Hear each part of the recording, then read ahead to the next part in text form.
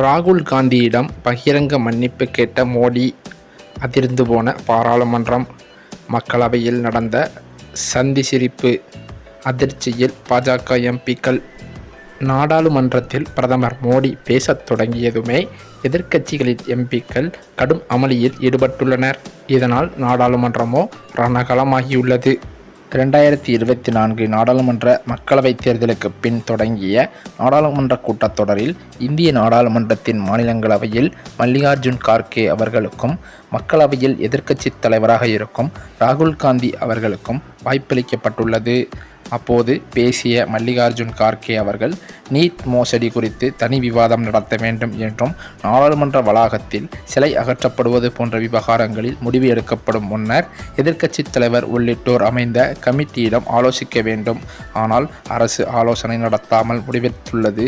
எனவே அம்பேத்கர், காந்தி, சிவாஜி சிலைகளை மீண்டும் பழைய இடத்தில் வைக்க வேண்டும் என்றும், நீட் மோசடி குறித்து எதிர்க்கட்சிகள் பேசினால் பிரதமர் மாங்கல்யத்தை பற்றி பேசுகிறார். மணிப்பூரில் ஓராண்டுக்கு மேலாக பிரச்சனை நீடிக்கும் நிலையிலும் பல நாடுகளுக்கு செல்லும் பிரதமர் மோடி அவர்களோ மணிப்பூர் செல்ல மறுக்கிறாராம். மக்கள் பிரச்சனைகளை பிரதமரும் பேசுவதில்லை, பாஜகவும் பேசுவதில்லை என்பதுமான குற்றச்சாட்டுகளை முன்வைத்தார். மேலும் இதனை ஏற்றுக்கொள்ள இயலாத பாஜகவினர் பதில் இல்லாத காரணத்தால் மல்லிகார்ஜுன் கார்கே பேசிக்கொண்டிருக்கும் போதே வீண் முழக்கமிட்டு இடைமறித்தனர். எனினும் மல்லிகார்ஜுன் கார்கே தனது பேச்சை இடைவிடாது 400 இடங்களை கைப்பற்றுவோம் என முழக்கமிட்டவர்களுக்கு இன்று 240 இடங்கள் தான் பிடிக்க முடிந்துள்ளது. பாஜக திட்டங்களை மக்கள் ஏற்கவில்லை என்பதையே இது எடுத்துக்காட்டுகிறது என தனது உரையை முடித்து செய்தார். அந்த வகையில் இந்து மத கடவுளரும் மத குருமார்களும் போதிப்பது அகிம்சையைத்தான். ஆனால் பாஜக இம்சையையும் வெறுப்பையும் பொய்களையும் போதிக்கிறது. இந்துக்களுக்கு எதிராக இருக்கும் மோடி இந்து அல்ல, பாஜகவோ RSSஓ இந்துக்களுக்கானவை அல்ல என்றும் ராகுல் காந்தி பேசியது பெரும் பரபரப்பை ஏற்படுத்தியது.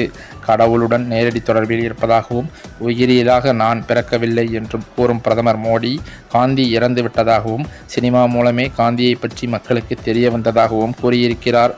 கடவுளுக்கு காந்தி பற்றி தெரியவில்லையா? மணிப்பூரை பற்றி இன்று வரை இந்திய பிரதமர் பேசவே இல்லையே. மணிப்பூர் இந்தியாவின் ஒரு பகுதி இல்லையா? இந்தியாவின் மாநிலங்களில் மணிப்பூரும் ஒன்று என்பதை பிரதமர் மறந்துவிட்டாரோ என்னவோ என்று பிரதமரும் உள்துறை அமைச்சரும் மணிப்பூர் இருப்பதாகவே நினைக்கவில்லை என்றும் ராகுல் காந்தி பேசியது மோடியை பெரும் அடியாக இருப்பதாகவும் சொல்லப்படுகிறது. மோடி அவர்களே குறித்து வைத்துக் கொள்ளுங்கள்.